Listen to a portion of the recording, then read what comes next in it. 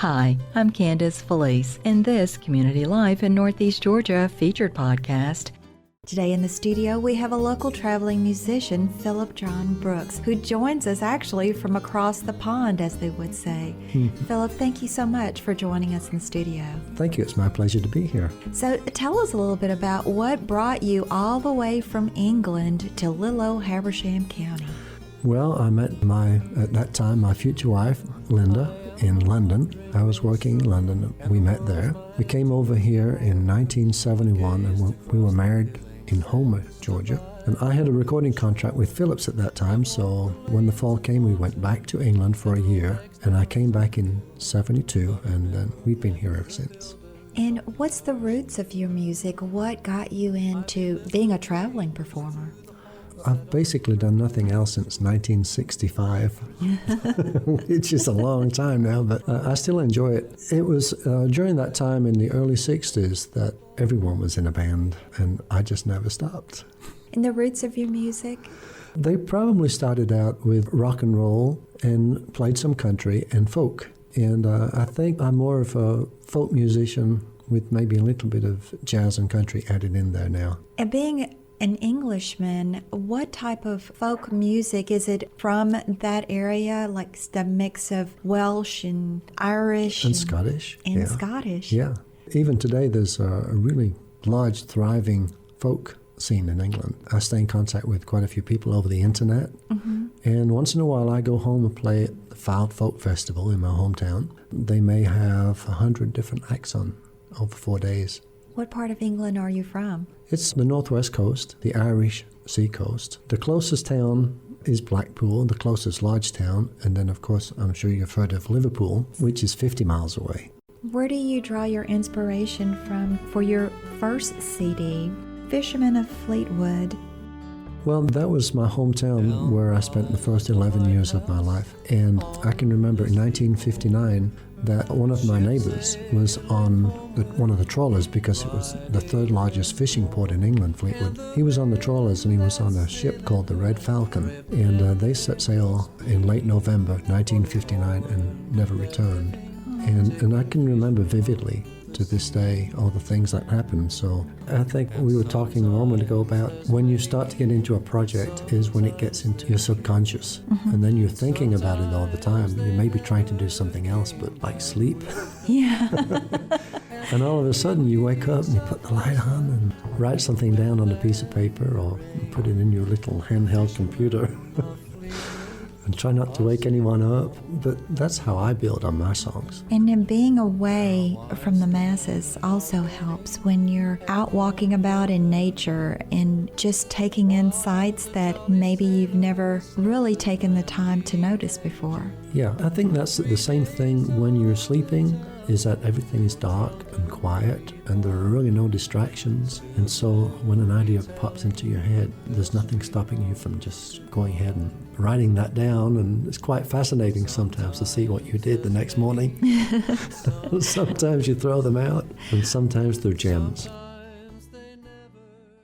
And the Red Falcon, tell us a background about how this song came to be.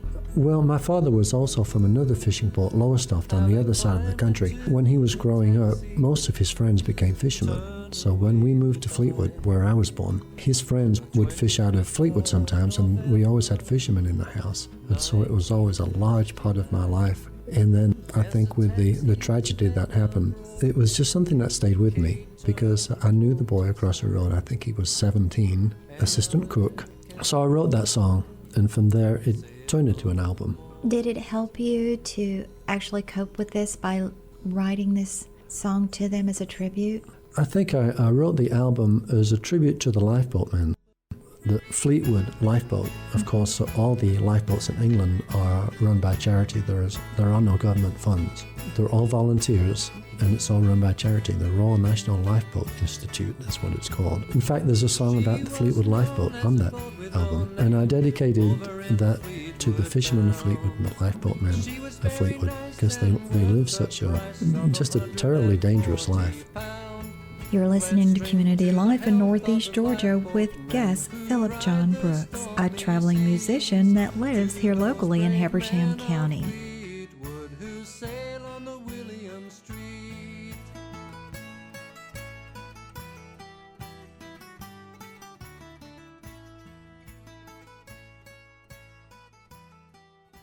What do you find are the differences with the people as you go from city to city, from state to state? Do you travel with other musicians? No, I'm working primarily by myself, but once in a while I team up with other musicians, mostly in New Mexico. And I don't find that much difference between the people in different states. We're all about the same. We all enjoy the good things in life. Once in a while we all experience tragedies. When you do your different engagements, are they in intimate settings or are they in arenas? I do small places. Sometimes I do dances. But when I'm on tour, there are a lot of intimate concerts where there are like 50, 75 people. And that's what I think I enjoy the most. Philip, you said your songs are not really written for you. They're written for other people. When you say that, what do you mean? Well, of course, they are written for me too, because they're mostly my feelings and my ideas, but I write them for other people. It's for the enjoyment of my audiences, and sometimes maybe to make a point about various things, and there are some of those kind of songs. I think the Coyote song is a typical example of that, is that it's a little bit of a protest against the desecration of an ancient monument for the sake of a four-lane highway, which could have just as easily gone around the edge of it. Very true. So, not trying to get too political, but I do like to make a point once in a while, something that I consider important. There was a journalist that you mentioned that also sparked you. She was your muse because of her matter-of-factness, because of her truth-seeking.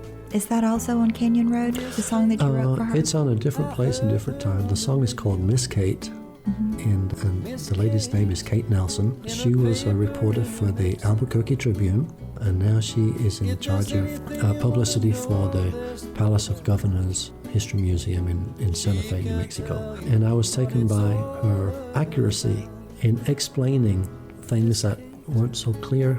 She just had this way of laying things out where everyone could say, oh yes, now I understand. So that's why I wrote the song about Miss Kate, and it's about her articles. One of the things in there is about the Albuquerque Balloon Show that they have every year, the Balloon Festival. And there was a balloon, Smokey the Bear, and it went up in the air and it caught on a tower and ripped. And the tower, I believe the tower is about 1,200 feet high, and there was a man and two young boys on that balloon, and he tied the balloon to the mast, to the tower with his belt, and those boys climbed down 700 feet before the firemen got to them. So I do mention things like that she wrote articles on about the importance of Smokey the Bear, and she used this story of the balloon and the tower to portray that. So I picked up on things like that and incorporated it in my song. Can you think of a moment in your life that you would say, I would like for this song to represent a legacy to my sons or a tribute to my wife? I know you wrote on Canyon Road. Yeah, there's a song on Canyon Road. A song to your wife, but as far as letting your sons know this is who their father is, what would you think a song that you've written or a song that you would like to write would be about? I think the St. James Hotel, for instance, is a hotel just outside the Boy Scout ranch in Cimarron, New Mexico. We have all stayed there, and it's a fascinating place where Buffalo Bill and Annie Oakley planned their Wild West show while sitting in the bar. And Remington the Painter stayed there. Clay Allison the gunfighter was a regular in the bar, and I think he killed at least seven men in that bar. Wow. And there's all this history. The bullet holes are still in the tin ceiling of what used to be the bar. We experienced that together. We experienced Santa Fe together and Fleetwood. When I went to research the songs of Fleetwood, both Philip and John went with me, and we spent a great week in Fleetwood, going to the library and walking around the promenade and going to one of the local pubs, because you can take your kids in a pub in England, and they just sit in this bar, and this like a veranda. Okay. Looking out over the ocean while I talked with friends of mine that I went to school with. And so all the songs that I've written, well, just most of them, I believe, in some way or another, my family has shared those experiences with me for the most part. So maybe all of them. Philip, is there such a thing as a songwriter who can write an insincere feeling? I imagine so. I think anything is possible. When you write, are you writing from the very core of what you believe to be the truth? As you say, this reporter who was your muse, do you feel that your songs represent the truth of the actual event or the place or the time? Yes, I think I do. Public radio is better than most people at this. It's actually portraying things as they are. Mm-hmm. But you can look at the media and various media, and you can see that one is slanted one way, one is slanted the other way. And of course, the truth has to come out. Right. But you see a lot of insincerity amongst the media. Mm-hmm. So I would imagine the same thing is possible. But I try to tell the truth as accurately as I can and still leave some gaps for people to go and explore for themselves. Some people define success as money, fame, power, glory, and others define success as truly doing what they love. Which camp do you prefer to be in? Of course, it's just enjoying what you do. Right. Enjoying life, you can be too busy or you can not be busy enough. If you're doing something that you truly enjoy and you can see that other people, they're getting some joy out of it, then there's absolutely nothing wrong with that, right? Absolutely. Yeah. Are there any regrets that you have? Maybe not doing this sooner or... I just wish I'd have started writing sooner, but obviously I wasn't ready, Mm-hmm. or I would have done it. Things weren't, there's a time for everything. Exactly. And I think my time came about just a few years ago when I just, all of a sudden, I just had this propensity for writing music. Do you think that any part of life is wasted? Or do you think that, again, as you say, that there's a time for everything, that there are certain events that have to occur to lead up to that pivotal point in your life where you're doing exactly what you were put on earth to do? That's quite possible. I think that no time is wasted unless you intentionally set out to waste that time. But every experience that we have during our life, we're a part of that experience. And when we talked earlier about the Red Falcon, mm-hmm. that I actually came back 30 years later and wrote the song from an experience when I was 12. There you go. And it took that long for me to write that song.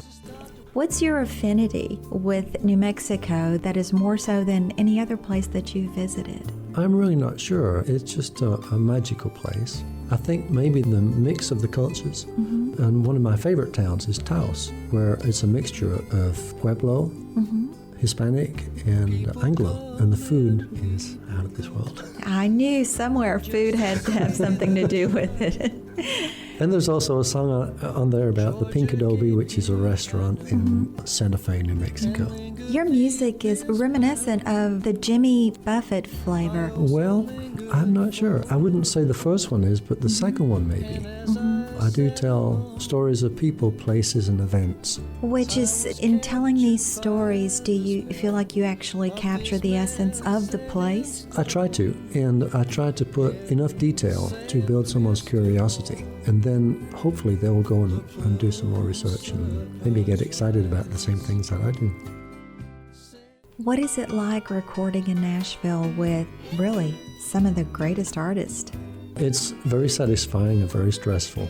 And when I go into the studio, I already have a demonstration recording of every piece that I'm going to do. I have the charts written out, the keys, the number of beats per minute, all the things that I can do in advance.